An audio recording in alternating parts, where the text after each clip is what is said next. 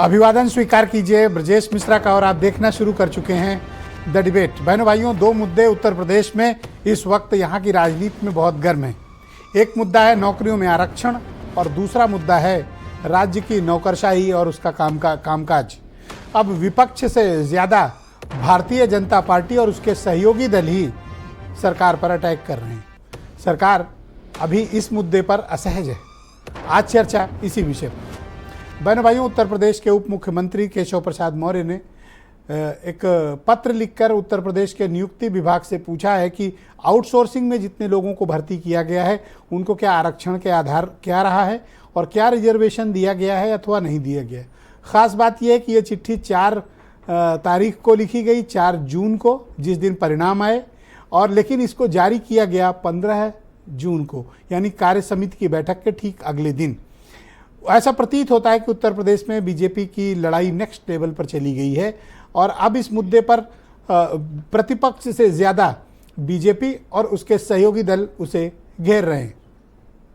और रोज़ ही संजय निषाद का स्टेटमेंट आता है जहां पर वो आरक्षण के मुद्दे पर ओपनली क्रिटिसाइज करते हैं सरकार को। ये सब चल ही रहा था कि आपने देखा कि कांवड़ वाले मुद्दे पर राष्ट्रीय लोकदल ने भी ओपनली बीजेपी के कदम की आलोचना करके उसे असहज स्थिति में डाला था। क्या कारण है कि इन दिनों भारतीय जनता पार्टी अपने बेहतर कामों को बताने के बजाय इन दिनों विवाद में प्रतिदिन फंसती चली जा रही है? कोई तो कारण होगा। आखिर उत्तर प्रदेश में भारतीय जनता पार्टी के भीतर इस चल रहे संग्राम को रोकने की दिलचस्पी राज्य के नेतृत्व में और दिल्ली के नेतृत्व में या संगठन के स्तर पर क्यों दिखाई प्रतीत नहीं होती है? कोई तो कारण होगा, वरना क्या वजह है कि बीजेपी के नेताओं ने सार्वजनिक आलोचनाएं अपने सरकार और अफसरों के कामकाज की शुरू कर दी है। आपने देखा होगा कि पिछले दिनों गवर्नर ने भी अफसरों के रवैये को क्रिटिसाइज़ किया। और आज सुबह मैं देख रहा था कि मिश्रिक, जो सीतापुर के सीतापुर का एक क्षेत्र है जो वहाँ के मेंबर ऑफ पार्लियामेंट हैं, अशोक रावत, उन्होंने चिट्ठी लिखकर राज्यपाल से कहा है कि अधिकारी आपका कार्यक्रम नहीं बताते हैं और मुझे बड़ी असहज स्थिति हुई। अफसरों के कामकाज को लेकर उत्तर प्रदेश में गंभीर प्रश्न चिन्ह खड़े हुए हैं। ग्राम पंचायत अधिकारी, लेखपाल से लेकर कमिश्नर तक जो भी फील्ड में हैं, उनके कामकाज, उनके रवैये, जनता के प्रति उनके काम के टालू रवैये ने और जनता को लटकाने, अटकाने और भटकाने, यानी कि गुणवत्तापूर्वक निस्तारण उत्तर प्रदेश के ब्यूरोक्रेसी नहीं कर रही है, इंक्लूडिंग पुलिस डिपार्टमेंट, दरोगा से लेकर डीजीपी तक। अगर गुणवत्तापूर्ण तरीके से जनता की समस्याओं का निराकरण हो तो शायद ये जो असंतोष की भावना है ये उतनी बलवती नहीं होगी।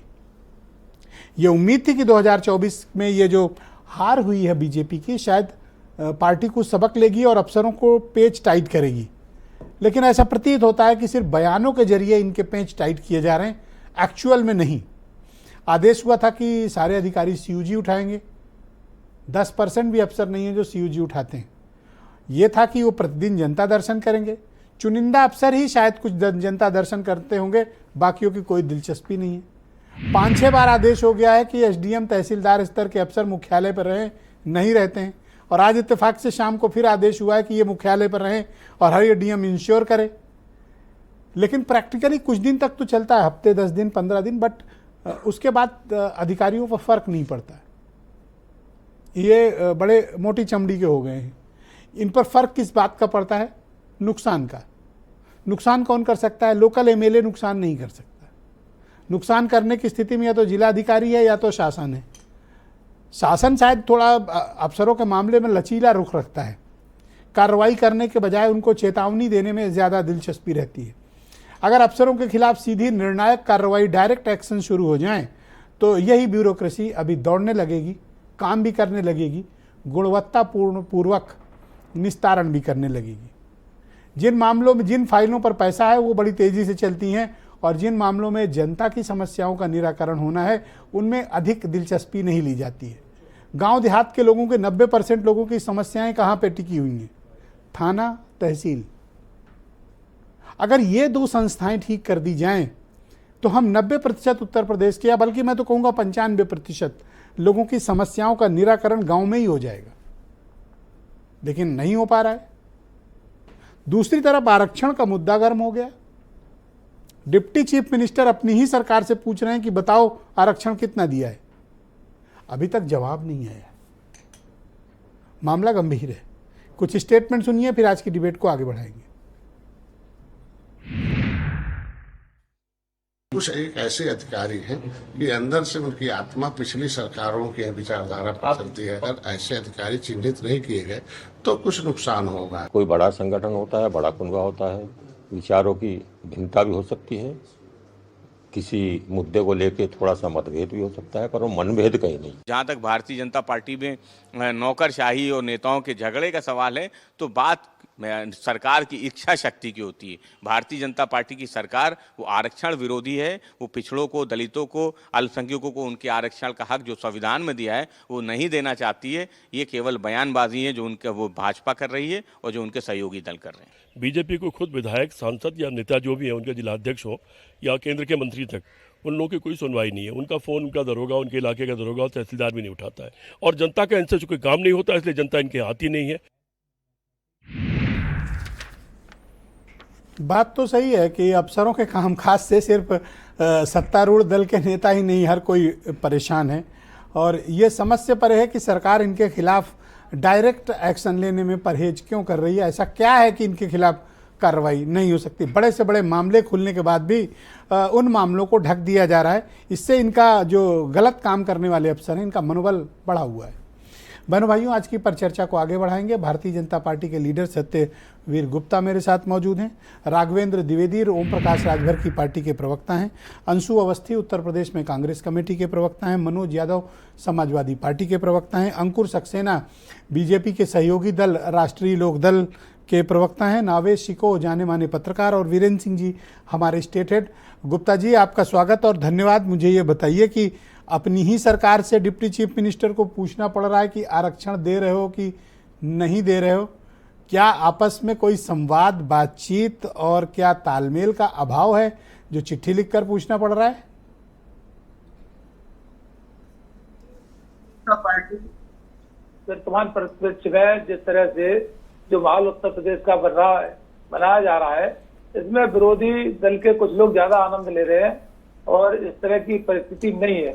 हो सकता है हमारे डिप्टी सीएम साहब को कुछ भ्रांति इस प्रकार की हुई है जो 2024 के लोकसभा चुनाव के पश्चात इस तरह परिस्थितियां आई जिसमें हमारे बहुत से हमारे ओबीसी के और कुछ मतदाताओं ने हमारा सहयोग नहीं किया, इसलिए हमारी कुछ सीटें गई। लेकिन इसमें चिंता वाली कोई विषय नहीं है। हमारे माननीय मुख्यमंत्री जी योगी आदित्यनाथ जी पूरी तरह से भारतीय जनता पार्टी को संगठन के साथ, एकजुटता के साथ और आगे ले जाने का काम कर रहे हैं।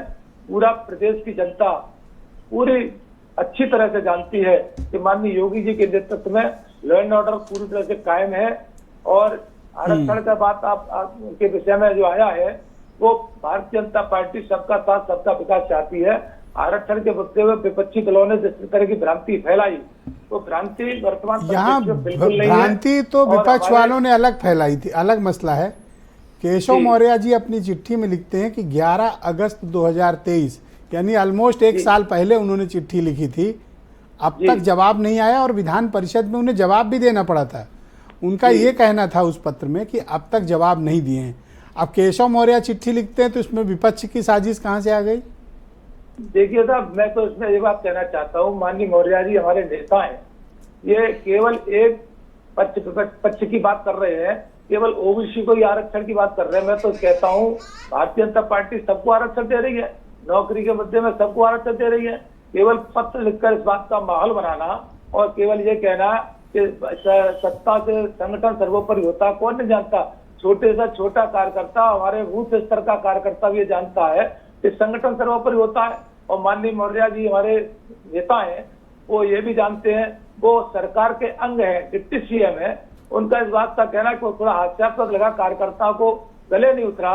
तो चाहते हैं माहौल जिस तरह का जो बना रहे हैं माननीय योगी जी को और परेशान करने की जो परिस्थिति पैदा कर रहे हैं, कार्यकर्ता पूरी तरह से योगी जी के साथ खड़ा हुआ है।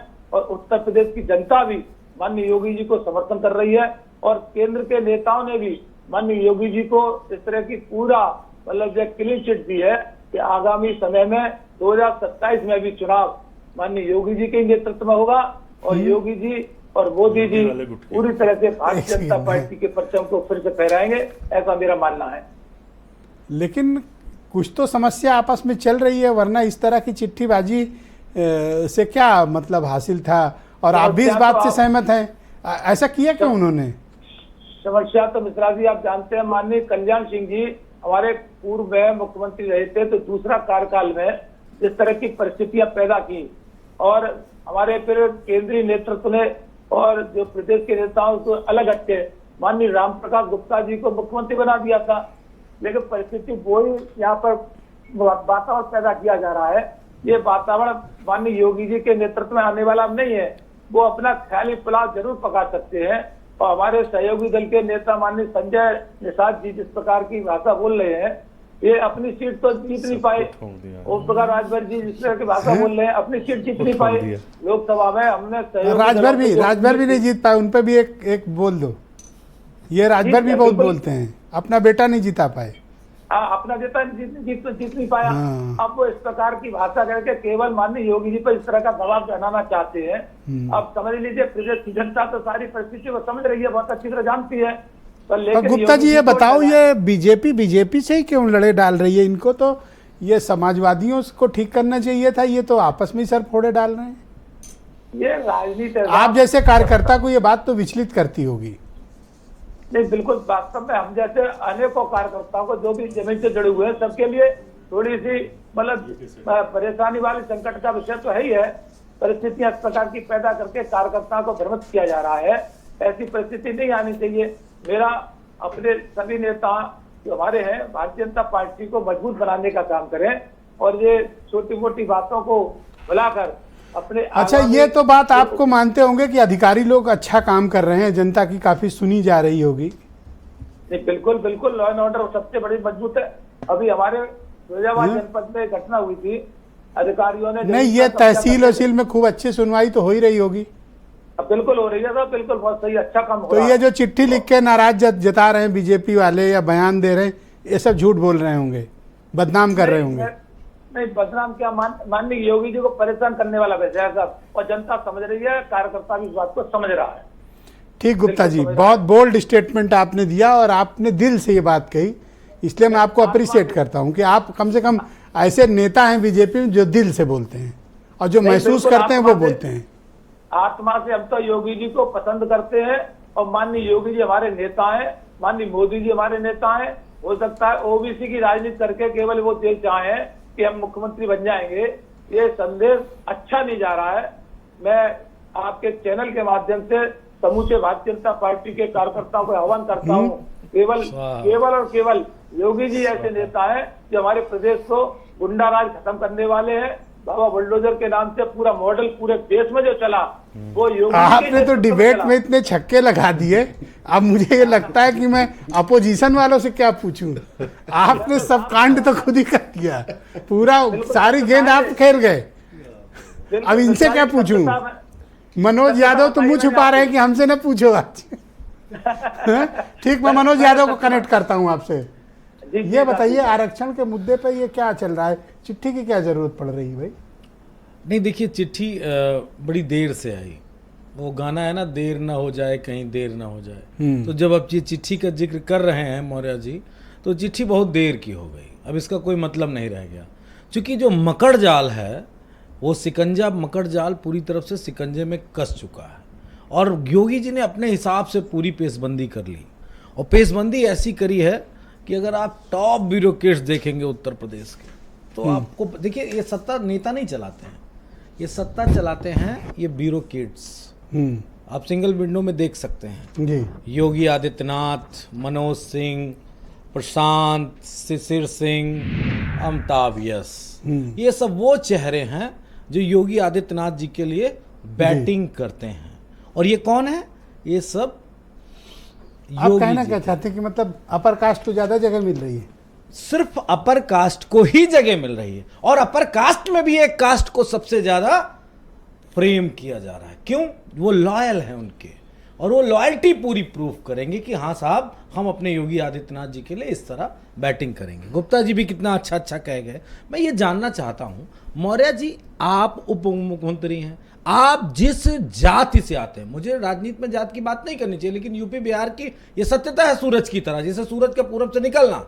आप जिस कम्युनिटी से आते हैं वो अगर मेरा आंकड़ा हो तो 5-6% के करीब है, पूरे 6% से ऊपर ही उत्तर प्रदेश में। कौन? मौर्य, अच्छा, नहीं, मौर्य, साक्य, सैनी, हाँ, इतना होंगे। 6% के आसपास है। योगी जी के कितने वोट ले? वो भी 6-7%, 8% होंगे। 8%, 6% भी हो और बढ़ा दीजिए, 10 तक अच्छा, कर दीजिए, नहीं, तो अपना यादव हम अपना बैक कर लेंगे। नहीं, कोई क्योंकि बात बिहार में आया था, बिहार का आंकड़ा आपने कमोबेशी देखा था ना, वही स्थिति उत्तर प्रदेश में भी है। मैं किसी जाति के खिलाफ नहीं हूं, इसीलिए हम जाति जनगणना की बात करते हैं। योगी आदित्यनाथ ने जो चारों तरफ फील्डिंग सेट की है, उसमें केशव प्रसाद मौर्य जी कहीं फिट नहीं होंगे। कैसे डिप्टी सीएम है? डिप्टी सीएम है तो क्या, वो तख्ती वाली याद है नहीं कहानी आपको? तो बहुत पुरानी हो गई। बहुत पुरानी थी, लेकिन थी तो ना। अच्छा, तो स्टूल वाला भी आप कहूंगा तो वो भी आपको वो पुराना भी ही पुराना लगा, है, वो पिछले भी चुनाव पुराना में। हो गया। अब हाल फिलहाल अगर आप देखेंगे तो आप ये पाएंगे कि केशव प्रसाद मौर्य जी बिन जल जैसे मछली तड़पती है, उसी स्थिति में तड़प रहे हैं। क्यों? डिप्टी सीएम है, उससे क्या होता है? दूसरे नंबर पर तो ब्रजेश पाठक जी भी डिप्टी सीएम है, और इन सबसे भी मजबूत वो जो पटेल जी हैं वो भी डिप्टी सीएम के बराबर, योगी जी के खास आदमी हैं, वो भी ताकतवर है। लेकिन ये जो हम पिक्चर दिखा रहे हैं, ये डिप्टी सीएम के सबके ऊपर हैं ये लोग, यही चलाते हैं पूरा प्रदेश। आप मैंने एक नेता के बारे में पूछा, जानते हैं क्या बताया? प्रमुख सचिव मंत्री के बारे में तो कहा हमारा प्रमुख सचिव मेरा सुनता ही नहीं। मतलब कैबिनेट मिनिस्टर की बात प्रमुख सचिव नहीं सुनता, तो इस सरकार में उप मुख्यमंत्री की कौन सुनता होगा जब सारी टीम उन्हीं की बैठी? तो ऐसा नहीं है, पिछड़े समाज के बहुत नेता पुलिस डिपार्टमेंट में अच्छे पदों पर हैं। आप एक नाम बताइए। अगर मैं तो आज कल विश्वकर्मा जी थे, वो रिटायर हो गए, वो कुछ दिन के लिए बने थे कार्यवाहक के रूप में शायद, और ये बीके मौर्य जी हैं, ये होमगार्ड डिपार्टमेंट के डीजी हैं। बाकी आप मुझे बताइए कौन से डिपार्टमेंट का डीजी कौन है, नियुक्ति में कौन बैठा है, आपको कितने लंबे समय से नियुक्ति में तो बैठा है? जातिवादी बात कर रहे हैं। मैं कोई भी जातिवाद अगर कर रहा हूं तो ईश्वर मुझे भाई, ब्यूरोक्रेसी में पोस्टिंग मेरिट पर होती है। अच्छा, मेरिट तो सारी मेरिट जो होगी वो जनरल क्लास की होगी। क्यों होगी जनरल क्लास की? मेरे पास है, ये देखिए। अरे मुझे क्यों घूर के ऐसे एक कागज ये है, मैं थोड़ी पोस्टिंग कर रहा हूँ। अगर मैं हाँ, बात मेरिट की बात करेंगे ना, इधर Tata institute of social science का मेरे पास रिजल्ट है। इसमें जानते हैं जो जर्नल की 185 है और 184 जनरल की, ओबीसी की 186 है। तो ये मेरिट नहीं है क्या? ये जनरल की है। नहीं, मैं तो सबका सम्मान करता हूँ। मैं कह रहा हूं कि कहां पे कौन अधिकारी पीछे है, लेकिन योगी आदित्यनाथ की सारे तरफ जो है वो ओबीसी का। अच्छा, अभी कल तो आप आलोचना कर रहे थे ब्यूरोक्रेसी बहुत खराब है, काम नहीं करती है, ये नहीं, अब आप उन्हीं की वकालत कर रहे हो। तो क्या मैं इसके किसी तारीफ कसीदे थोड़ी ना पढ़ रहा? तो अच्छा काम कर रहे हैं। जातिवादी मानसिकता से ग्रसित लोग हैं। हमारी सरकार में हमारे नेता की जाति का आज तक उत्तर प्रदेश के राजनीतिक इतिहास में एक डीजीपी बने हैं, बस हमारी जाति के, दूसरा कोई नहीं बना आज तक। प्रमुख मुख्य सचिव तो कोई बना ही नहीं आज। क्यों? वो थी ना कौन? अच्छा, बहुत पुरानी बात है, बहुत पुरानी बात। जैसे आपने स्टूल वाली बात कही ना, उससे भी एक दशक पुरानी बात, 1.5 दशक पुरानी बात, उसको छोड़िए उस बात को, वो एक्सीडेंटल आप समझ लीजिए। मैं कह रहा हूं कि आज अगर केशव प्रसाद मौर्य जी फड़फड़ा रहे हैं, तड़प रहे हैं, तो जनता के बीच में क्यों नहीं जा रहे हैं? जनता के सामने उनका एक ही चीज चल रहा है ब्रजेश जी, जो लिखा तो खुली चिट्ठी लिख तो दी। अरे मैं आपको बताऊं वो चल क्या रहा है। Lucknow to Delhi, Delhi to Lucknow, Lucknow to Delhi, ये 4 जून के बाद लगातार चल रहा है, और मैं बड़ा परेशान। उसी में आप भी प्रस्ताव लेकर घुसे हो कि हमसे ऑफर ले लो। हमने तो मानसून ऑफर दिया कि आप मानसून ऑफर है, आ जाओ, 100 लाओ। और क्या आप अस्थिर करना चाहते हैं सरकार? ना, सरकार को अस्थिर नहीं, हम उत्तर प्रदेश की जनता को एक स्थिर सरकार देना चाहते हैं। और वो सरकार जिसमें पीडीए के लोगों का स्थान होगा। अंशु अवस्थी उत्तर प्रदेश में कांग्रेस कमेटी के प्रवक्ता है, मेरे साथ मौजूद है। अंशु जी, शुक्रिया आपका। ये आरक्षण और नौकरशाही, ये मुद्दे इन दिनों उत्तर प्रदेश में बड़े ज्यादा चर्चा में हैं। आपकी पार्टी क्या ओपिनियन रखती है कि यूपी में आरक्षण का सही से पालन हो रहा है और नौकरशाही ठीक काम कर रही है या नहीं? देखिए, भारतीय जनता पार्टी के जो प्रवक्ता बैठे हैं उन्होंने बहुत सारी स्थिति साफ कर दी है, और जिस तरीके से वो वाहवाही उत्तर प्रदेश के मुख्यमंत्री की कर रहे थे, और उत्तर प्रदेश के उप मुख्यमंत्री को भ्रांति फैलाने वाला मैंने नोट किया, चर्चा में रहने के लिए गुमराह करने वाले नेता हैं, इस तरीके के जो बातें कही, तो उससे ये समझ में आ रहा है कि आरक्षण के बारे में क्या सोच है गुप्ता जी की। आरक्षण को लेकर सबसे बड़ी बात यह है कि भारतीय जनता पार्टी के डीएनए में इस संविधान की रोज हत्या करना लिखा है, रोज हत्या करते हैं। आप आरक्षण का हक मार के सिर्फ आप युवाओं को ही पीछे नहीं कर रहे। कौन सा हक मार लिया सरकार ने, बताओ तो यूपी में कौन सा हक मारा? सिर्फ उनका, वो भी बता रहा हूं, 4 अफसर के नाम गिना के ये छाती ठोक रहे हैं। सिर्फ जो है आप सिर्फ युवाओं को पीछे नहीं कर रहे हैं, उनका हक नहीं बीके मौर्य, अरे भाई बीके मौर्य जी, इनको मालूम नहीं है एडीजी जोन भी रह चुके हैं बरेली के। आप जो है प्रमोशन के बाद डीजी होमगार्ड है। इस देश के संविधान की हत्या कर रहे हैं। अब आप बताइए, इस देश में जो आरक्षण है वो कौन लेकर आया था? कांग्रेस पार्टी उस समय थी सत्ता में, सीधी सी बात हम लेकर आए। तो हम तो हमेशा उस बात के साथ खड़े होंगे जो हमारे जो निर्माता थे। तो ये चिट्ठीबाजी को क्या मानते हो आप? ये सिर्फ ऐसे ही है या इसके पीछे कुछ सीरियस इशू है? नहीं, अगर सीरियस होता तो स्वामी प्रसाद मौर्य जी जाति जनगणना की बात करते। 69,000 शिक्षक अभ्यर्थी, जाति कास्ट सेंसस, 69,000 शिक्षक अभ्यर्थी सालों साल से लड़ाई लड़ रहे हैं, सालों साल से, उनकी बात करते। वो तो एक अपना स्टंट लेके आए, उनके पास मुझे लग रहा है ये आखिरी हथियार बचा है। स्टूल मिल गया है, तख्ती मिल गई, अब इसके बाद अच्छा, ये ब्यूरोक्रेसी कैसा काम कर रही है? आप उत्तर प्रदेश में आप देखिए कि एक ही जाति के लोग बैठाए गए हैं। सबसे बड़ी बात यह है, सिर्फ इसमें बात अगड़े और सवर्ण की नहीं है। अगर अगड़े कांग्रेस का सवर्ण की ऑफिशियल बात, स्टैंड है कि जातिवाद कर रही सरकार? सीधे तौर पे जातिवाद नहीं कर रही, सिर्फ सिलेक्टेड लोगों को बिठाया जा रहा है। जुगल किशोर तिवारी आईपीएस थे, कोई उन पर दोष नहीं था। आईपीएस मैनुअल में भी है कि अगर आप किसी पर कार्रवाई करते तो उसे सुनने का मौका दिया जाता है। योगी जी ने सस्पेंड कर दिया, क्यों? हाथरस में एक ब्राह्मण की हत्या हुई, जुगल किशोर जी ने तमाम संगठनों से इकट्ठा करके 10 लाख रुपए उसको दे दिए, तो उसको क्यों कल्याण हो गया? इसलिए दिए। सिर्फ एक विशेष लोगों को बिठाया जा रहा है। दूसरा, यूपी के जो अफसर हैं वो साइड लाइन है।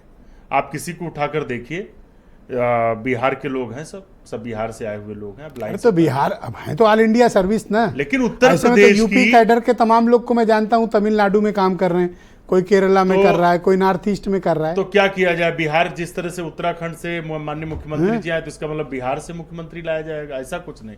उत्तर प्रदेश के लोग उत्तर प्रदेश की नब्ज को समझते हैं। ये ऑल इंडिया सर्विस है, कोई रीजनल सर्विस नहीं होती है। दूसरा उदाहरण दे रहा हूं, मनोज भाई ने कहा, मैं सहमत। दूसरा उदाहरण दे रहा हूं, डीएस उपाध्याय आईएएस हैं, रेवेन्यू बोर्ड में, सरकार को कोई अधिकार नहीं उनके निर्णय का चैलेंज करने का। उसके बाद कोई भी जाए हाईकोर्ट जा सकता है, सरकार का दखल नहीं। सस्पेंड कर दिया डीएस उपाध्याय को। तो ये जातिवादी मानसिकता से काम हो रहा है, जिसमें न पिछड़ा है, न दलित है, न कोई, सिर्फ एक विशेष वर्ग के लोग। बहुत शुक्रिया आपका। मैं अंकुर सक्सेना को आमंत्रित करता हूं, राष्ट्रीय लोकदल के प्रवक्ता हैं। अंकुर जी, स्वागत आपका। ये क्या वाकई में आरक्षण के नियमों का पालन हो रहा है? और यदि हो रहा है तो एक प्रभावशाली डिप्टी चीफ मिनिस्टर को पत्र लिखने की क्या आवश्यकता आन पड़ी?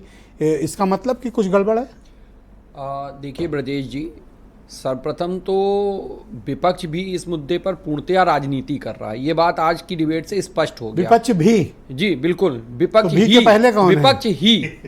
विपक्ष ही इस मुद्दे पर नहीं, आपने भी बोला, आप बयान मत बदलो। देखिए, विपक्ष ही ऑनलाइन बदलने की मंजूरी कर रहा नहीं है, क्योंकि देखो गुप्ता जी को सीखो उनसे। देखिए सर, विपक्ष इस मुद्दे पर इसलिए राजनीति कर रहा है, आपने इतना बढ़िया टॉपिक आज रखा था डिबेट के लिए, अफसरशाही को, और ये अपनी बात को किस चीज पर ले आए? ये जातिगत राजनीति पर ले आए। ये अफसरशाही में भी जाति ढूंढने लगे, जबकि जो ब्यूरोक्रेसी होती है या जो अपॉइंटेड अफसर होता है वो किसी एक जाति या विशेष वर्ग का ना होकर आम पब्लिक के लिए होता है। उसकी नैतिक जिम्मेदारी भी होती है और उसकी जवाबदेही भी सुनिश्चित होती है कि वो आम जनमानस के लिए कार्य करे। नहीं, मैंने इनसे कहा कि भाई ऑल इंडिया सर्विस है, वो तमिलनाडु में भी काम कर सकते हैं। नहीं, वो कहीं भी काम अच्छा, ये तो हरदोई के ही सोच रहे हैं, हरदोई वाला हरदोई में ही नौकरी करे। अब ऐसा नहीं हो सकता सर, वो उनकी अपनी थिंकिंग है, लेकिन चुने हुए चाहे जनप्रतिनिधि हो चाहे ब्यूरोक्रेसी के लोग हो, उनके लिए दोनों आंखें बराबर होती हैं, तो उनमें जाति नहीं ढूंढनी चाहिए। पर ये समस्या, बर्तन घर के ज्यादा खटक रहे हैं, ये समस्या है। ये आंतरिक लोकतंत्र है सर। आंतरिक लोकतंत्र में आपकी जवाबदेही होती है और आप अपने परिवार में अपनी बात को रख सकते हैं। और ये जो चाकूबाजी आपने की थी कांवड़ वाले पे, वो क्या था? वो भी आंतरिक लोकतंत्र का प्रत्यक्ष उदाहरण है कि हम जनता के साथ है, भाईचारा हमारा कायम रहना चाहिए। हम लोगों ने उस विषय पे पका हुआ दूध भी पियोगे और गाली भी दोगे? नहीं, हमने कोई गाली नहीं दी। आंतरिक लोकतंत्र का अनुपम उदाहरण है कि हम परिवार के साथ बैठे और परिवार में अपनी बात रख रहे हैं। बाहर वाले लोग तो ताली बजाना चाह रहे हैं, क्योंकि उनको ये लग रहा है कि किसी तरीके से जो उत्तर प्रदेश में मजबूत सरकार चल रही है, उसको आप किसी जैसा तरीके से परिवार आप हिला जिसको सकें। मिलेगा वो चैन से तो नहीं रह पाएगा। जी आप जैसा परिवार अगर किसी के पास है तो चैन से नहीं रह पाएगा नहीं, ना। परिवार में सब तरीके के लोग होते हैं, कोई शैतान बच्चा भी होता है और कोई बहुत रात में प्यारा तो भी बच्चा कमरे में होता है। सो भी नहीं और हम पाएगा लोग- ठीक से, हम लोग पता नहीं आप क्या कर डालो रात में। नहीं सर, हम लोगों का भाई गठबंधन विश्वास करें आपका, बिल्कुल विश्वास कीजिए, हम लोग एनडीए के वो मजबूत तो देखे अभी गठबंधन हैं। मुजफ्फरनगर में क्या किए हो। नहीं सर, मुजफ्फरनगर में हमने नहीं, प्रशासनिक अधिकारियों की ऑल राइट, अक्षमता वीरेन की। जी भी आ गए इस डिबेट में। मैं थोड़ा उनके कमेंट्स अर्ली लेना चाहता हूँ। वीरेन जी, स्वागत आपका। ये बताइए कि ये आरक्षण को लेकर ये जो डिप्टी चीफ मिनिस्टर का लेटर है, एडिशनल चीफ सेक्रेटरी अपॉइंटमेंट यानी नियुक्ति सचिव को, उस पत्र के क्या मायने हैं, उसको लेकर मैं देख रहा हूँ कि पिछले 2-3 दिनों से मीडिया में काफ़ी सुर्खियाँ बनी हुई हैं। क्यों, क्या आवश्यकता आन पड़ी, क्या उनको जवाब नहीं दिया जा रहा है या आरक्षण के नियम का पालन नहीं किया जा रहा? और ये ब्यूरोक्रेसी को लेकर डेली कोई ना कोई आरोप लग ही रहे हैं सरकार पे। आखिर डिसाइसिव एक्शन यानी डायरेक्ट एक्शन लेने में सरकार परहेज क्यों करती है? देखिए, दोनों बातों का मैं जवाब दूंगा। आरक्षण के मामले पर केशव मौर्य ने जो पत्र लिखा है उसमें पूछा है कि कितनी नौकरियां दी गई हैं प्राइवेट सेक्टर में या संविदा के आधार पर, उसका उल्लेख उन्होंने मांगा है जानकारी। ब्रजेश जी, लोकसभा चुनाव में जब से भाजपा हारी है और उसको इस बात का पता चला है कि दलित और ओबीसी वोट काफ़ी बड़ी संख्या में उनसे खिसक गया, तो उसके बाद से ये सब चीज़ें आनी शुरू हुई। इसके एक पहलू को आप इस तौर पर देख सकते हैं कि शायद भाजपा में ही कहा गया हो कि आप इस तरह की बात करिए, तो ये माना जाएगा कि सरकार में बैठे लोग चिंतित हैं। तो दलित और ओबीसी वोट को फिर से वापस लाने की एक कोशिश के तौर पर यह देखा जा सकता है केशव मौर्य के इस पत्र को। दूसरा एक फैक्टर यह है कि जो राष्ट्रीय पार्टियां होती हैं उनकी बीमारी भी राष्ट्रीय स्तर की होती है, उनका इलाज प्रदेश के डॉक्टर नहीं कर पाते। दिल्ली के एम्स के ही डॉक्टर उनका बढ़िया इलाज करते हैं जो मरीज यहाँ होते हैं। तो सबके अपने अपने गुट हैं, तो वहाँ से फिर वो अपने अपने डॉक्टर को दिखाकर आते हैं और उसी हिसाब से फिर यहाँ दवा का इस्तेमाल करते हैं। डिप्टी सीएम का पत्र आरक्षण और बेरोजगारी की चिंता से ज्यादा घेरा घारी का सबब बन गया और सियासत में टकराव का कारण बन गया। देखिए, चिट्ठियां तो बहुत लिखी जा रही हैं और वो चिट्ठी भी आपको याद होगी जब अनुप्रिया पटेल ने लिखा इसी मुद्दे पर, और एक चिट्ठी और लिखी देवेंद्र सिंह एमएलसी ने अफसरों के लिए, फिर केशव मौर्य की चिट्ठी आई, अब एक चिट्ठी और आ जाई है अशोक रावत जो सांसद है मिश्रिक से, वो भी लिख दिए हैं। तो चिट्ठियों का दौर चल रहा है, उसी में संजय निषाद भी अपना बीच बीच में बोलते हैं। लेकिन हम जिस व्यवस्था में हैं वहाँ संविदा की नौकरी किस तरह से आर्थिक सुरक्षा दे सकती है, क्या वो रोजगार का कोई विकल्प है, ये बहुत सोचने वाली बात है। क्योंकि हम अपने नौजवानों का, अपने जो ऊर्जा है, श्रम है, उसका अपनी आंखों के सामने शोषण होते देखते हैं। प्रतिभाएं संविदा में मरती हैं और उनको उसका वाजिब हक और मूल्य नहीं मिलता है। संविदा में जब चाहे तब नियोक्ता उसको निकाल देता है और सरकार भी उससे पल्ला झाड़ लेती कि हमने तो कंपनी से आदमी रखा है, हमारा आपका कोई रिश्ता नहीं है जी। तो संविदा ने मानव श्रम का जो है सबसे ज्यादा दुरुपयोग किया है और इसके जो लोग चलाने वाले हैं उन्होंने तो किया है। चिट्ठी का जवाब नियुक्ति सचिव ने दिया या अभी तक नहीं दिया? महीना भर हो गया, अब ये महीना भर तो ज्यादा हो देखिए, गया। उस चिट्ठी में विधानसभा सवाल के तौर पर है। अब विधानसभा आने वाली है 29 तारीख से, उससे पहले जवाब पहुंच जाएगा।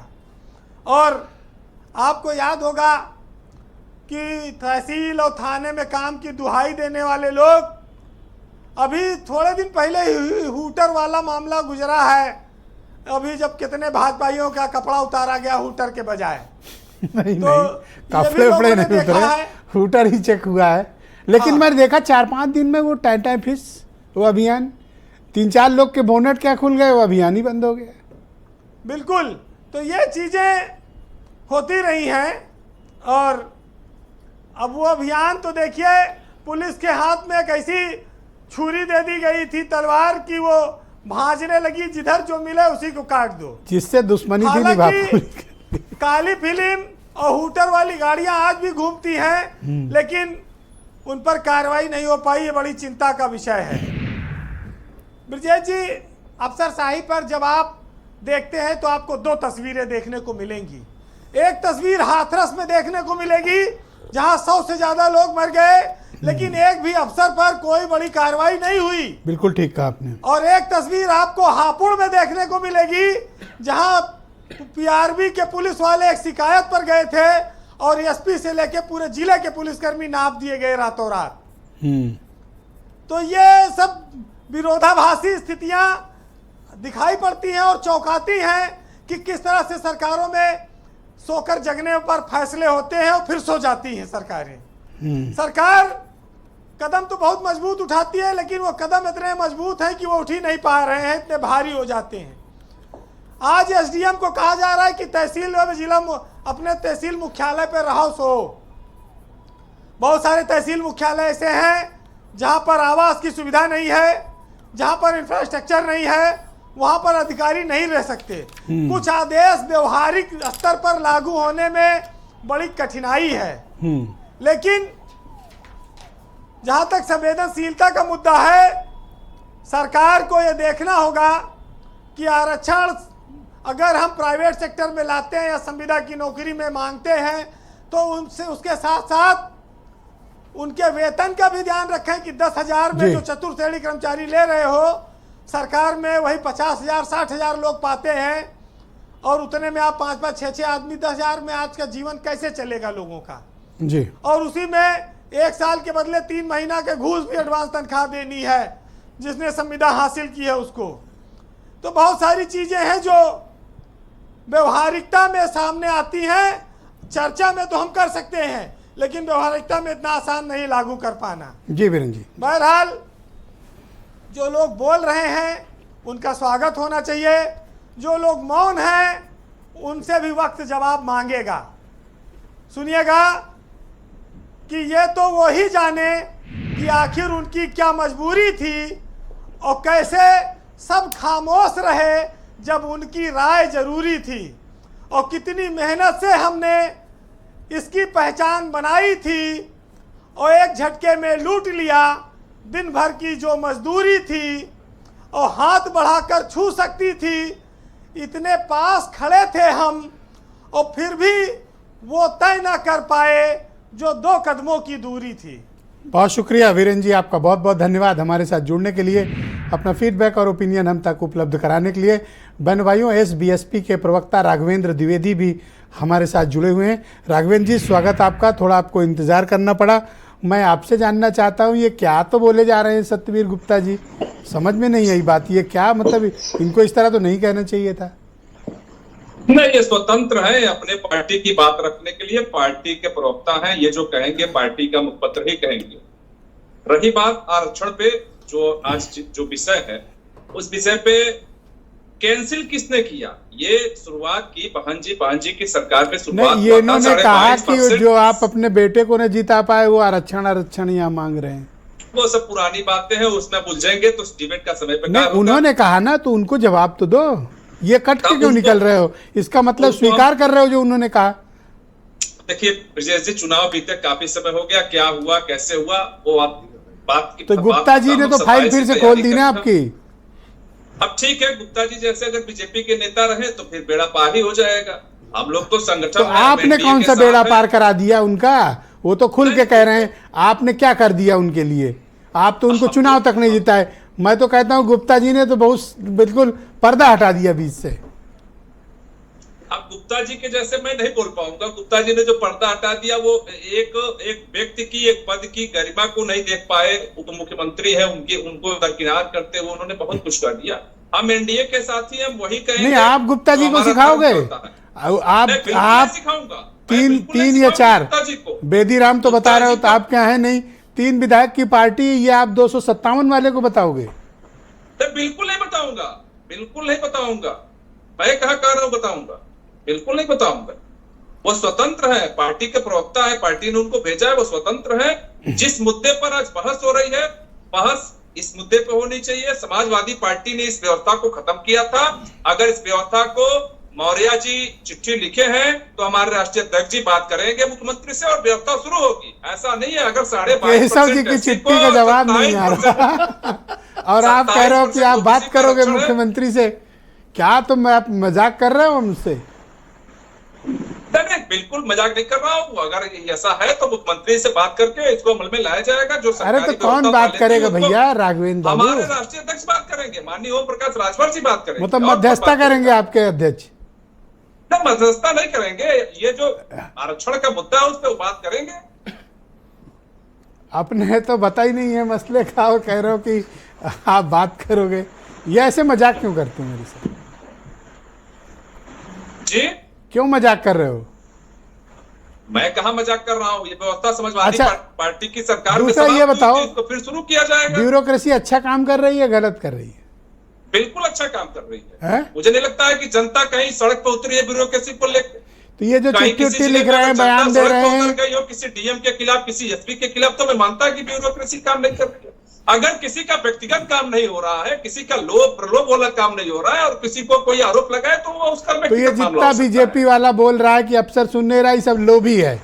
वो हो सकता है कि उनका व्यक्तिगत मामला हो, लेकिन अगर ब्यूरोक्रेसी सरकार में काम नहीं करती तो प्रदेश की स्थिति जिस तरह है उस तरह नहीं रहती। विधायक और सांसद भी लोभी होते हैं। बड़ा बोल्ड स्टेटमेंट आ जा रहे हैं भाई नावेद जी, आज तो मैं हैरान हूँ। ये हो क्या रहा है? आप मुझे बताओ ये क्या मुद्दा चल रहा है? ये बीजेपी विद इन बीजेपी है या कुछ और भी बात है? देखिए, मुख्य बात यह है ब्रजेश जी, मैं आपकी रोज डिबेट देखता हूं और आप एक काबिल वकील की तरह प्रवक्ताओं से वो सच निकलवा लेते हो जो वो नहीं कहना चाहते हैं। लेकिन आज आप बिल्कुल मासूम बने हुए थे। आज आपका कौशल सामने नहीं आया, लेकिन वो सच आ गया। भाजपा के हमारे एक ईमानदार साथी ने साफ गोई से वो सच्चाई कह दी जो कहने में हमें भी शायद झिझक होती। राघवेंद्र ने भी सच्चाई, बिल्कुल सच्चाई ये है कि योगी जी की जो ताकत में उभर रहे थे, उनकी ताकत को कम करने के लिए, उनको कमज़ोर करने के लिए, उनकी सरकार को बदनाम करने के लिए भारतीय जनता पार्टी के ही कुछ लोग कोशिशें कर रहे हैं। और वो कोई केशव प्रसाद मौर्य या कोई और नेता की बात नहीं है, उसको कोई बड़ी ताकत कोऑर्डिनेट दिल्ली से कर रही है, उनको ताकत दे तो दिल्ली को छिप कर खेलने की क्या जरूरत है? तो खुल के भी खेल सकते हैं। नहीं, इसलिए छिप के खेल रही है क्योंकि योगी आदित्यनाथ एक बहुत बड़ी उभरती हुई ताकत बनते चले जा रहे थे, तो उनको लगता है जब बड़ी ताकत हो जाती है तो उसको घेरा जाता है। चिट्ठी लिखी जा रही है, बताओ आरक्षण। देखिए, आप खुद ही देखिए, चींटी जो होती है ना, कुछ चींटियां ऐसी होती हैं कि वो ऐसे काटती हैं कि खुद भी मर जाती है। वो लोग ये नहीं सोच रहे हैं कि भारतीय जनता पार्टी ही कमजोर हो रही है इसमें। भाई, आप खुद जातिवाद का, आरक्षण का, पिछड़ों के साथ अन्याय का मुद्दा उठा रहे हो। ओबीसी का वोट मिला नहीं ना, तो क्या करे कोई?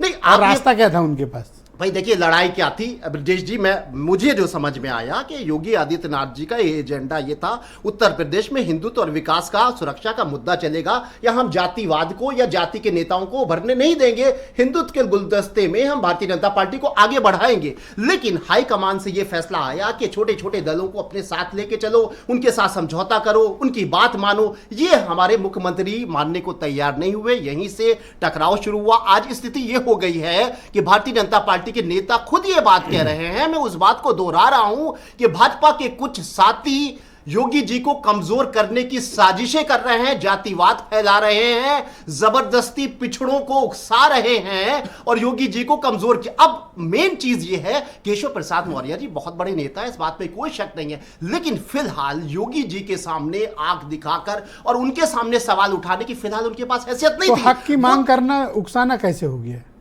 अपने समाज के लिए हक मांग रहे हैं तो उसमें उकसाने वाली बात? समाज के लिए हक मांगने के जब तब वही मांगते हैं जब वो दिल्ली के 4 चक्कर करके आते हैं, जब वो नड्डा जी से मिल के आते हैं, जब वो अमित शाह जी से मिल के आते हैं, जब वो प्रधानमंत्री जी से मिल के आते हैं। और कभी कभी तो दिल्ली सोल्यूशन नहीं दे रहा ना, तभी तो लिखना पड़ रहा ना, क्या करें? नहीं, उनको बूस्टअप दिया जा रहा है, उनको कहीं ना कहीं ताकत दी जा रही है, जाहिर सी बात है। ये देखिए, अब आप खुल के कहने में कोई वो नहीं है, क्योंकि भारतीय जनता पार्टी के हमारे साफ गो नेता ने इस बात को कह दिया है कि भारतीय जनता पार्टी की कुछ ताकतें योगी जी के बढ़ते कद से घबराकर उनको कमजोर करने की साजिशें। ऑलराइट, सतवीर गुप्ता जी को स्क्रीन पे लाया जाए, भारतीय जनता पार्टी के लीडर हैं। गुप्ता जी, आप मुझे बताइए, ये जो वरिष्ठ पत्रकार महोदय कह रहे हैं, इस बात में कुछ दम है? बिल्कुल, मैं इनकी बात का सहमत हूँ और वास्तविकता यही है। मैं ये आपसे मिश्रा जी, आपसे ये पूरे डिबेट में प्रश्न करना चाहता हूँ कि ये पत्र का मैटर चुनाव, लोकसभा चुनाव के पश्चात ही क्यों आया? क्या आरक्षण पहले नहीं होता था क्या? नहीं, भी तो पहले आरक्षण लिखा था उन्होंने, किसी तरह से चुनाव के सबको दिया पहले जा रहा था। अगस्त 2023 में लिखा था गुप्ता जी। नहीं, तो ये मुद्दा तो अभी गरमाया है ना। और दूसरा पत्र उन्होंने मतलब रिमाइंडर भेजा उन्होंने। लोकसभा चुनाव में भारतीय जनता पार्टी, अरे हो सकता है ये राजनीति है, राजनीति में कोई पार्टी कभी कुछ होता है, कभी कुछ होता है, कोई स्थायी तो किसी का तो है नहीं है। अब ये हो सकता है उन्होंने पीडीए बना के समाजवादी पार्टी ने इस तरह की परिस्थितियां पैदा कर दी। संविधान खतरे में, संविधान खतरे में। अभी हमारे कांग्रेस के प्रवक्ता अंशु अवस्थी जी कह रहे थे कि आरक्षण कांग्रेस पार्टी लेके आई।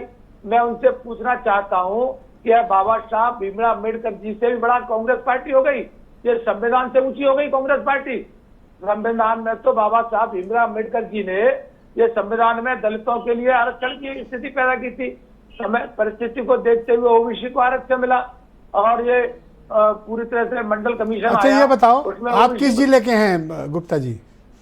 मैं फिरोजाबाद जिले से हूँ सर। तो वहाँ एसडीएम, थाने, तहसील सब बढ़िया सुनवाई हो रही है? बिल्कुल अच्छी हो रही है। एक यहाँ मैटर हुआ था मिश्रा जी, एक मैटर हुआ था यहाँ पर, एक जमीन पर हमारे कुछ अधिकारी बिना पूछे बोलने लगे। अभी मैं इनको वही, आपको पता है 100 बीघा जमीन एक आदमी की थी, वो परेशान थे, तहसील गए, 50 बीघा जमीन उनकी एसडीएम और तहसीलदार ने लिखवा ली और 50 छोड़ी। आप मुझे बताओ उस जिलाधिकारी पर कोई कार्रवाई हुई? केवल एसडीएम सस्पेंड हुआ, वो भी भारत समाचार ने विद एविडेंस नंगा किया था उन्हें, और डीएम ने प्रोटेक्शन दे रखा था। आखिर पोस्ट क्यों कर रखा था डीएम ने? और जब मामला खुला तो कार्रवाई क्यों नहीं की? आप मुझे बताओ वहां के जिलाधिकारी को सस्पेंड क्यों नहीं किया गया फिरोजाबाद के? नहीं, एसडीएम को सस्पेंड किया गया जिसमें जो उसमें अरे डीएम भी शामिल है इसमें। नहीं, उनको सस्पेंड किया। जब तक मामला खुल के आया, मीडिया ने इस बात को प्रचारित किया, तुरंत हमारे माननीय मुख्यमंत्री ने एक्शन लिया और उसमें तहसीलदार से लेकर एसडीएम तक सबको सस्पेंड किया गया। और जिम्मेदार अफसर नहीं सस्पेंड होने चाहिए थे? नहीं, होना चाहिए, बिल्कुल आपकी बात बिल्कुल सच है। अच्छा, आप फोन ऑन करते हो, थाना तहसील में सुनवाई होती है? बिल्कुल होती है साहब, अधिकारी एक एक बात सुनता है। वाह। अब हम कहें, अब कार्यकर्ता, I really appreciate you. Okay, अच्छा मनोज जी कुछ कहना चाहते हैं? मैं थोड़ा मनोज जी को लाना चाहता हूँ। देखो बीजेपी के ऐसे कार्यकर्ता मुझे मिले जिनको जो कह रहे हैं कि अगर एक टेलीफोन कर दूं अभी थाने में सब राइट टाइम, मैं तो इनका माल्यार्पण करूंगा। नहीं, एक सेकंड गुप्ता जी। हाँ मनोज जी बोलिए। नहीं, सही बात है, क्योंकि जिस तरह वो बात कर रहे हैं और सरकार का पक्ष ले रहे हैं, आपके लिए कुछ छोड़ ही नहीं रहे। नहीं, वो छोड़ भी नहीं रहे, लेकिन एक चीज ये भी है आज ये अब ये आवाज ही नहीं, उसमें एक ही शब्द पूछना चाहिए, मुझे पूछना नहीं चाहिए, लेकिन बोलना आप मतलब गुप्ता पिछड़े वाले हैं कि अगड़े वाले? इतना पूछना था। गुप्ता ये क्या भाषा बोल रहे हो? अगले वो पिछड़े भी होते हैं ना, कुछ पिछड़े वाले गुप्ता होते हैं, कुछ अगड़े वाले होते हैं। अगर अगड़े वाले हैं तब तो इनका सब सुनवाई होगी। मनोज जी, अगर पिछड़े वाले हैं तो सुनवाई नहीं होगी। और ये मुझे पूछना चाहिए था। गुप्ता होता है, दो होते हैं सर, वो अग्रवाल वाले गुप्ता भी होते हैं ना, इसलिए मैंने कहा। तो ये अगर वो हैं तब इनकी सुनवाई हो रही होगी, क्योंकि एक कैडर वोट है। और अगर पिछड़े वाले हैं तो वो झोला ढोने वाला है, वोट बटोरने वाला है, बाकी उसको ये इस तरह की। अच्छा रुकिए, मैं आपको बताता हूँ। अभी उन्होंने बताया, वीरेंद्र जी ने बताया, वीरेंद्र जी ने कहा कि हापुड़ में जो बात सामने आई कि सस्पेंड कर दिया, जानते हैं क्यों सस्पेंड किया? मामला टी सीरीज का था। आप क्या जातिवादी? अरे मैं जातिवादी बात ब्रजेश करूं तो मुझे भाई, अगर पुलिस किसी मैं आपको बता रहा हूं, वो जो अस्पताल था वो ठाकुर का था और इसीलिए सबको निपटा दिया गया। कहां? हापुड़ वाला मामला जो वीरेंद्र जी आपको बता के गए। कौन हटा था वहां से? अरे वहां से एसपी हटा, एएसपी हटा, सीओ हटा, आपका एसएचओ हटा, कौन नहीं हटा? ये होता है डायरेक्ट एक्शन, सरकार ने डायरेक्ट एक्शन लिया। क्यों? क्योंकि ठाकुर के अस्पताल पे लग गया था। अरे ब्रजेश जी, मैं तो कभी झूठ नहीं बोलता, मैं कृष्ण भक्त हूँ और कृष्ण जी कभी झूठ बोलते ही नहीं। वो तो जो बात कहते हैं वो कौन सी ऐसी डिबेट है जिसमें आप बितंडा किए बिना? मैंने आज तक आपकी किसी डिबेट में, हाँ, मेरे यहाँ नहीं किया है, बाकी जगह बवाल करते हैं। बवाल में नहीं। मैं एक बात पूछना चाहता हूँ, पीजीआई में 2 रिक्तियां आई, बड़ी एक छोटी बात है, स्वतंत्र देव सिंह के दिल पे लगनी चाहिए, लेकिन लगी नहीं, ना कोई बयान आया। 2 रिक्तियां निकली डॉक्टर की, उसमें एक जर्नल की, एक ओबीसी। 20 सेकंड जो ओबीसी का था वो टॉप गेनर, मतलब सबसे ज्यादा नंबर उनको मिले थे। पता है क्या हुआ? उनकी भर्ती नहीं हुई, जनरल कैटेगरी पे भर्ती हो गई। गुप्ता जी कोई तक इसमें इनकी क्या, मैं स्वतंत्र देव सिंह पटेल की बात कर रहा हूं। आए मौर्य जी, आए पिछड़े की लड़ाई लड़ने। चिट्ठी लिखी? कहाँ चिट्ठी लिखी? चिट्ठी भी नहीं लिखी। ओ अभी डेटा मेरे पास दूसरा भी रखा है, मैं सारी तैयारी से आया हूँ। वो 86 में 56 एसडीएम की लिस्ट है मेरे पास, अगर ना हो तो ये पढ़ के सुना दूं। अरे कोई कितने यादव हुए थे मेरे पाश, योगी आदित्यनाथ के पास नहीं है। अंशु अवस्थी को स्क्रीन पे आयोग ने मुझे दे दिया, उनको नहीं दिया। ओके अंशु अवस्थी जी, आप मुझे बताओ कि आखिर इस आरक्षण की समस्या का निदान क्या है? चिट्ठीबाजी से होगा, पत्र लिखकर होगा, या फिर एक वृहद तरीके से इस मामले में जातीय जनगणना की आवश्यकता है? देखिए ब्रजेश जी, अगर हमारी चिट्ठियों का जवाब दे दिया होता तो आज ये चिट्ठियां बाहर निकल के नहीं आती। आपने कांग्रेस पार्टी ने हर एक विषय पर, चाहे 69,000 शिक्षक अभ्यर्थी की बात हो, जातीय जनगणना की बात हो, या जो आउटसोर्सिंग की बात है, संविदा की बात है, सब पर पत्र लिखे और सबकी लड़ाई लड़ी। उस समय तो सरकार ने ध्यान नहीं दिया। आज केशव प्रसाद मौर्य जी लिख रहे हैं तो उस पर चर्चा हो रही। अगर उस समय उन चिट्ठियों का एक जिम्मेदार सत्ता पक्ष के नाते विपक्ष की बात को कंसीडर करते और ये जवाब देते कि हाँ उसका कुछ समाधान निकालते, तो आज यहाँ तक नौबत नहीं पहुँचती। आज तो उनके अपने लोग ही उसे हथियार बना रहे हैं। हम हक की लड़ाई लड़ रहे थे, वो हथियार बना रहे हैं। इतना फर्क है, ये फर्क है। एक मैं अनुरोध आपसे और करूंगा, सरकार में तो केशव प्रसाद मौर्य जी के साथ जस्टिस नहीं हो पा रहा है, मेरे से अनुरोध करेंगे। लेकिन हाँ, इसलिए मैं क्या करूं, आपकी डिबेट में होना चाहिए। किसको? जैसे आप योगी गुट का आदमी बिठा रहे हैं, केशव गुट का भी बिठाइए। ये कौन सी अच्छी बात करते हो यार। अगर योगी गुट का आदमी कांग्रेस में भी दूसरा गुट, देखिए माननीय पिछड़ों के साथ अन्याय नहीं मनोज भाई, अगर माननीय मुख्यमंत्री जी योगी आदित्यनाथ जी के गुट का आदमी बैठेगा तो केशव प्रसाद मौर्य जी के गुट का, उनकी बात तो आ जाए कम से कम। ब्रजेश जी, उनकी बात तो आई नहीं। आप तो हो उनकी बात। उन्होंने फायर खूब किए गुप्ता जी ने, कोई सामने से है ही नहीं। अंकुर सक्सेना जी, पर कुछ तो डिफेंड करो, या इसमें भी चाकू लगाओगे? नहीं, अब बाबा के साथ अंशु भाई और मनोज जी लगातार विपक्ष की भूमिका का निर्वहन कर रहे हैं, और विपक्ष की भूमिका इनकी केवल ये है कि ये सरकार की कार्यों की तारीफ ना करके केवल अपनी जातिगत राजनीति की बात कर रहे हैं। नहीं, देखिए मैं आपके बीच में नहीं बोला, मैंने सत्य बोला और सत्य कड़वा होता है। देखिए सत्य बोला और सत्य कड़वा होता है, सत्य बोला सत्य कड़वा होता है। सत्य वचन कड़वा होता है, इसमें कोई शक नहीं। अरे अंशु न्याय मांग रहे हैं आपसे। नहीं, अंशु भाई न्याय मांग रहे हैं, इनको न्याय मिलेगा, लेकिन न्याय किस बात पे आप मांगेंगे? आप न्याय किस बात पे मांग रहे हैं? आपको विपक्ष की भूमिका का निर्वहन करना है, तो विपक्ष की भूमिका सत्ता में पक्ष और विपक्ष जो होते हैं एक गाड़ी के दो पहिए के बराबर होते हैं। आप सरकार इसकी आलोचना कर रहे हो। अभी मनोज जी ने आलोचना मांग कर रहे हैं। अभी मनोज जी ने हापुड़ का उदाहरण दिया और का सब टी सीरीज आपने ठाकुरों से जोड़ दिया। आपने सरकार की कार्य कुशलता और कार्य पद्धति नहीं देखी। वहां पर हॉस्पिटल आपने हॉस्पिटल के अंदर नहीं देखा। आप हॉस्पिटल के अंदर जो बाकी पेशेंट भर्ती थे, आपको वो पेशेंट नजर नहीं आ रहे थे। आपको पेशेंट नजर नहीं आ रहे थे। आप उसको जाति से जोड़ना बिल्कुल गलत होता है। हॉस्पिटल के अंदर सैकड़ों पेशेंट थे, हॉस्पिटल के अंदर सैकड़ों पेशेंट थे, आपने क्यों नहीं देखा? सोच समझ के बोले। 140 हॉस्पिटल के अंदर सैकड़ों पेशेंट थे और आप पूरी बटालियन नजर देंगे? क्यों? हॉस्पिटल के अंदर थोड़ी ठाकुर की बात नहीं होती। ये सरकार की कार्य कुशलता है। सरकार कार्य करे तो आपको लगेगा कि अभी कार्रवाई ना होती तो आप कहते कार्रवाई नहीं हुई है। और सरकार अच्छा, आप शांत हो जाओ। सरकार की कार्य। अच्छा नावेद जी, आप मुझे बताओ इस लड़ाई का, अंकुर थैंक यू, अब आप मुझे बताओ इस लड़ाई का नेक्स्ट लेवल क्या है? अब क्या होगा बीजेपी? देखिए मुख्य बात यह है कि भारतीय जनता पार्टी के सहयोगी दल और भारतीय जनता पार्टी के पिछड़ों के नेता खुद योगी आदित्यनाथ आ रहा हूं, गुप्ता जी रुक जाओ जरा। हाँ, सहयोगी दल और भारतीय जनता पार्टी के पिछड़ी जाति के नेता भाजपा को घेर रहे हैं और दो मुद्दों पर घेर रहे हैं जो बहुत जबरदस्त है। एक ये कि पिछड़ी जातियों दलितों के साथ अन्याय हो रहा है, दूसरा नौकरशाही जो बहुत खास हैं योगी जी के, उनको बिल्कुल बेलगाम छोड़ दिया गया है। वो जनता कौन सा बेलगाम? गुप्ता जी कह रहे हैं एक टेलीफोन करूंगा अभी। मैं तो सब अंशु राइट जी है। बैठे हुए, ये लोग जो बैठे हुए, ये तो इको साउंड सिस्टम है। जो भारतीय जनता पार्टी के खुद नेता और उनके सहयोगी जब एतराज कर लेते हैं तो ये उसको आगे बढ़ाते हैं। अच्छी बात है, इनको बढ़ाना भी चाहिए। लेकिन ये इतना गंभीर जो विषय, में एक चीज याद दिलाना चाहता हूं, बहुत कम समय भारतीय जनता पार्टी बहुत अनुशासित पार्टी रही है, वहां किसी की हैसियत नहीं होती इस तरह के सवाल उठे। मैं फिर यही कह रहा हूं कि भारतीय जनता पार्टी के शीर्ष नेतृत्व की तरफ से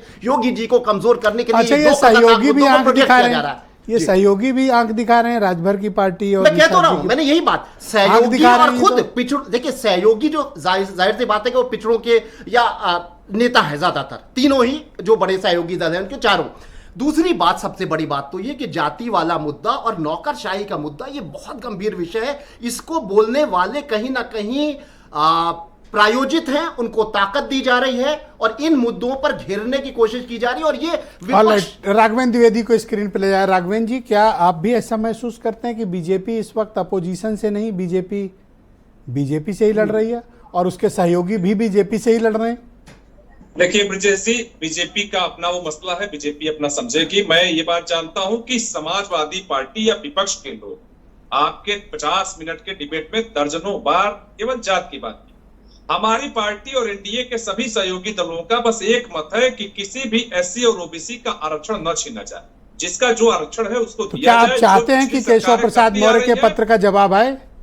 बिल्कुल आएगा, बिल्कुल आएगा। आप देखिएगा, हम लोग लगेंगे, सारे विपक्षी दल के लोग लगेंगे और उनके पत्र का जवाब आएगा और जिसका जो हक होगा वो हक मिलेगा।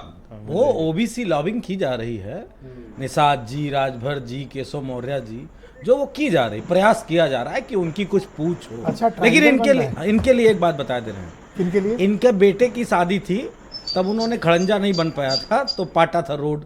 अब जब पोते का मुंडन होगा तब ये फिर रोड पाटेंगे, क्योंकि काम इनका भी नहीं होना है। Alright Raghavendra, go ahead. एक मिनट बीच में मत बोलिए। देखिए क्या है कि हम सारा पैसा अपने गांव पे नहीं लगा सकते हैं। अच्छा। ठीक है, जैसे इन्होंने सैफई और इटावा को चमकाया, उत्तर प्रदेश की आधी से अधिक बिजली व्यवस्था कुछ जिलों में तो मिला नहीं, मकान तो पाए नहीं। पहले टर्म में विधायक सड़क से लेके बिजली नहीं, जब मिनिस्टर से हटे तो विधायकी वाला आवास नहीं हट हुआ।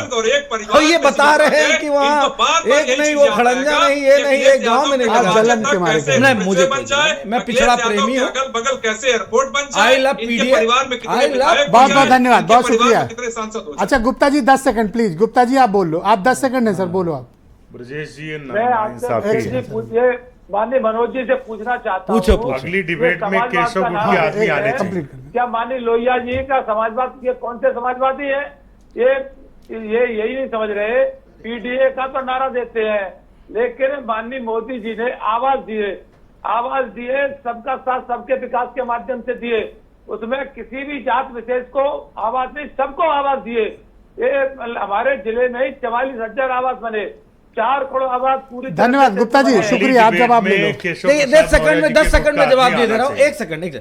अगर आप आवास को ही सशक्तिकरण मानते हैं तो मैं आपसे जानना चाहूंगा, बताना भी चाहूंगा, इस देश में कोई भी जाति धर्म वर्ग के लोग तब मजबूत होंगे जब स्वास्थ्य, शिक्षा और सुरक्षा उनको गुप्ता जी हैं इसलिए आप तिल मिला रहे हो। गुप्ता जी बीजेपी के लिए बैटिंग कर रहे हो, खासकर मुख्यमंत्री जी के लिए। धन्यवाद, बहुत शुक्रिया। उसी में शामिल है। बहुत धन्यवाद। मैं आप सभी का आभार प्रकट करता हूँ कि इस महत्वपूर्ण सामाजिक और राजनीतिक मुद्दे की चर्चा में आप सब सम्मिलित हुए। बहुत शुक्रिया।